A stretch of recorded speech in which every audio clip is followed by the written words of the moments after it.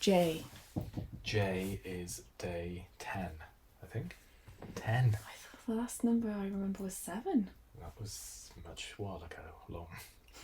So it's going to be a classic one. So, yeah, today's J. We've only got 4 things in the J selection, so it's probably quite short, but it's separate to all the others. So there's one for each day still, not merged. Okay, so J begins with Jaws 2. What? Why does it not begin with Jaws? Because Jaws is in the Steven Spielberg Director's Collection box set. It's very disappointing. Well, there was a Jaws steelbook here, and then I sold it because I got that box set with all of them in. So why have you kept the Blu-ray Jaws too? Because that's not in the Steven Spielberg Masterpieces cut, because it's not directed by Steven Spielberg. Oh, so you haven't got like Jaws to Jaws 4 anyway? No, I've because Jaws 3 and Jaws 4 were removed when the DVD cull happened, and I haven't bought the Blu-rays of them because I wouldn't really want to see them again. I know, Jaws 4 The Revenge is your favourite. So, Jaws 2 is clearly not as good as Jaws. However, it is brilliant still. They recreate that world, don't they? Yeah, it's secondary, obviously, but it's got Roy Scheider in it. It's got Murray Hamilton in it. It's got Lorraine Gray in it. So it's got the kind of key players. It's got John Williams music rather than I think the third and the fourth ones are like music based on John Williams. It's written by it was written by Carl Gottlieb, who worked on Jaws. It's good. It's got some of my favourite Jaws stuff in it, with the kids on the boats and the girl in the boat that they find her and she goes, shark! That stuff's great. It's not as good, obviously, but it's still... I love it. But I'm looking forward to... There's a Jaws 4K coming out this year because it's the 45th anniversary. So there will be a Jaws here again. Next to Jaws is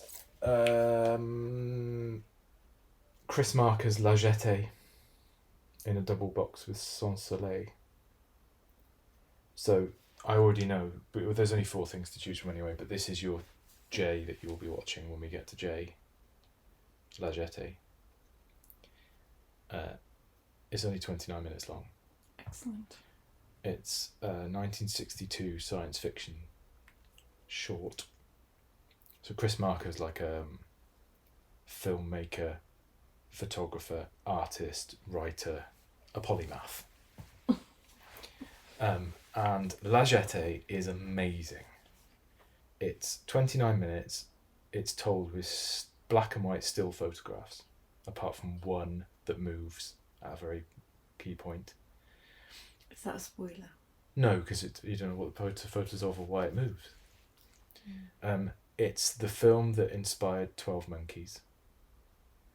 So, in 12 Monkeys, it's like guy comes from the future to try to stop something happening that causes the destruction that leaves him in the world he's in the future. It's like a standard science fiction time travel thing.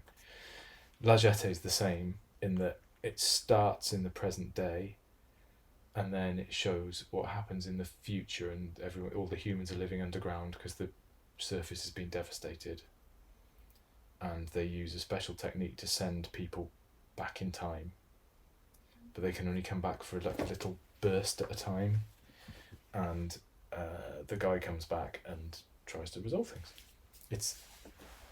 And I only saw it about 5 years ago for the first time, and it totally blew my mind. It's amazing. And then Sans Soleil, which I haven't watched, which is on here, which should be watched really. I think it should be discussed in S. But it's not stored under S. Mm. Sans Soleil is the film that Chris Marker made that's... it's got big links to Vertigo. It's like it's told from... I don't know. It's very heavily linked to Vertigo though, and I only watched Vertigo again recently, so I'm going to watch Sans Soleil soon. There you go. So La Jetée, and that I'm trying to get to put on at the cinema as a double bill with 12 Monkeys, but it's quite difficult to license it. Next is Oliver Stone's JFK, which I think it's hard to watch very often because it's 3 hours 25 minutes long. But I saw it about 2 years ago. Hi Artie. I saw it about 2 years ago for the first time in about 10 years, and it stood up really well. It's got incredible performances in it. It's very ranty, and Oliver Stone's very anti American government conspiracist, isn't he? So he's kind of, it's the ranty side of JFK. It's all the conspiracy stuff, but it's really good. What's the conspiracy? Well, that it wasn't like Lee Harvey Oswald. It wasn't a single shooter. Oh. Back and to the left. Back and to the left. It's got amazing court scenes in it. Kevin Costner's court scenes are amazing. He is underrated. I mean, it's got a cast, doesn't it? Kevin Costner, Kevin Bacon, Tommy Lee Jones, Laurie Metcalf, Gary Oldman, Michael Rooker, J.O. Sanders, Sissy Spacek, and Joe Pesci. Joe Pesci. The clutch of Kevins. There's a brilliant link to the Irishman in this. So, in this, Joe Pesci plays, I can't think what his name is. It's going to really bug me now that I didn't prepare for this. So I can't remember what the character's name is, but Joe Pesci plays a kind of sleazy guy he's in the criminal underworld, and he's got a horrendous wig and false eyebrows. Not in JFK. In JFK. Oh, right. And because the guy who he's based on, or the guy who he's playing, if you look at the photos of him, has horrendous, like, stupidly big eyebrows and a wig. It's like he looks like a clown. So Joe Pesci plays him looking like a clown. And in The Irishman, because The Irishman is set in the real world around events like this, that character that Joe Pesci plays in JFK is in The Irishman in a scene with Joe Pesci. Mind blown. Mind blown. I think I'll have to fact check that, but I think it's him in the same scene. It's the same character anyway. But yeah, interesting. It's a good film. And the last thing, which is ridiculously short, is Jurassic Park. So that's the Jurassic Park 4K box set. Because of the things that needed to be upgraded to the best possible quality, Jurassic Park was high on the list, being an immense favourite. So the box set's got the first three in it. Jurassic Park, The Lost World, Jurassic Park, and Jurassic Park 3. All of which, well, Jurassic Park's a classic, isn't it? Can't go wrong with Jurassic Park. Doesn't age. No, it doesn't age because they barely used any CGI. It's nearly all models, just some CGI for the bits they couldn't possibly do. Could happen. Could happen. And also, most kids have a dinosaur phase, don't they? So it taps into that inner... It's perfect. Dinosaur thing. So I was 16 when this came out at the cinema. I went to see it at the cinema, and it was incredible. Loved it. I also love the second one. The second one has great stuff in it. It gets a bit silly when the T-Rex turns up in San Diego or wherever he is. San Diego? Somewhere like that, isn't it?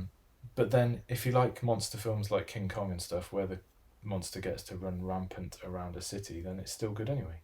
This has got those amazing... the second one's got the really good scenes in with the velociraptors, with the little girl who's a gymnast, and they're chasing her through a barn. It's also got the amazing, massive scene with the bus falling off the edge of the cliff and Julianne Moore lying on the glass as the glass cracks. All that stuff is amazing. You can't beat that first eye in the car though, can you? No. Jurassic Park 3 has got good stuff in it. Because the thing that's really good in Jurassic Park 3 that I really liked is that it's got the pterodactyls in. That were meant to be in Jurassic Park because they're in the book of Jurassic Park. But I think it stretched them too far. They couldn't do that as well as everything else. So they cut that bit out. And there's that amazing scene in Jurassic Park 3 where it's all foggy and they're in the aviary and they realise suddenly it's an aviary. and the thing comes out of the fog on its knuckles. Yeah. The big pterodactyl. That stuff should have been in the first one. In the book that Michael Crichton wrote. And what else did Michael Crichton write? Jaws. No, that we had in A, the Andromeda Strain. Right. And he also wrote the one that we'll get to in W, which is Westworld. I know that. So he's pretty good at the old science fiction. Westworld and Jurassic Park being very similar about amusement parks that go wrong.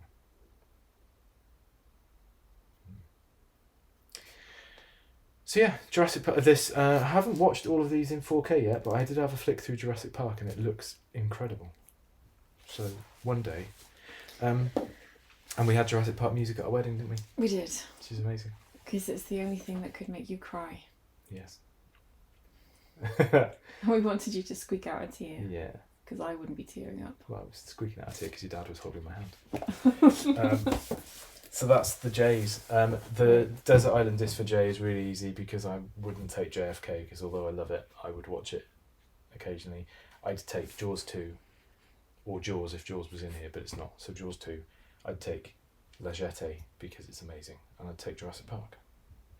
Great. Would you take the same? You haven't seen La Jetée. I don't think we care what I think. We do. Let's not start that. Okay. So that's it for today. Great. K tomorrow. We haven't got that many Ks either. But there's some excellent Ks there to talk about. Yeah. Exceptional Ks. In fact, there's a lot of really good Ks. Okay, here's today's question. What is the best cinematic animal? It doesn't have to be real.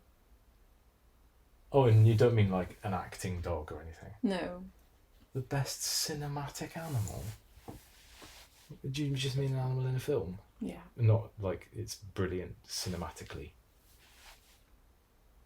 Don't try and break these questions down. Okay, the best animal. The best animal in a film. Can it be a mythological animal? Cryptozoological animal? Yes. Can it be a part human, part animal? Does it have to be a pure animal? This feels like it's a different game. And I guess we're not, even though humans are animals, we're not considering humans. No, animals. Best animal. Can it be from space? That's enough questions. Okay, right. I'm going to just do human, not human. I'm going to do earthbound, real animal to make it easier on my mind. And I will take...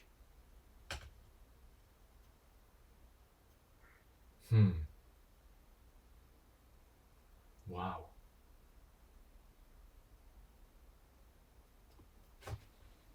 I don't know. That's really blown my mind. That's hurt my mind a lot. I know. I'm going to have Jones from Alien. The little ginger cat. Because I love ginger cats.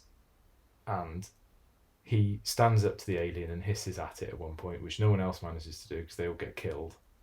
And he survives with Sigourney Weaver at the end. So you don't only have a final girl and the woman wins the day, she takes the amazing ginger cat with her. So I'm going to have Jones. Good, that's a good one. I love ginger cats. You do. We're never getting one. I know. I can't think of any other animals, really. Well, you don't need to because you've answered the That's question. a good one, isn't it? Yeah, that's a great one. It's a real animal as well. Yeah, well done you. And it's a real, actual cat rather than computer-generated animal or anything. Yeah. Okay, that's that then. Thanks, Ben. Very short, Jay. Thank you. Bye. Bye.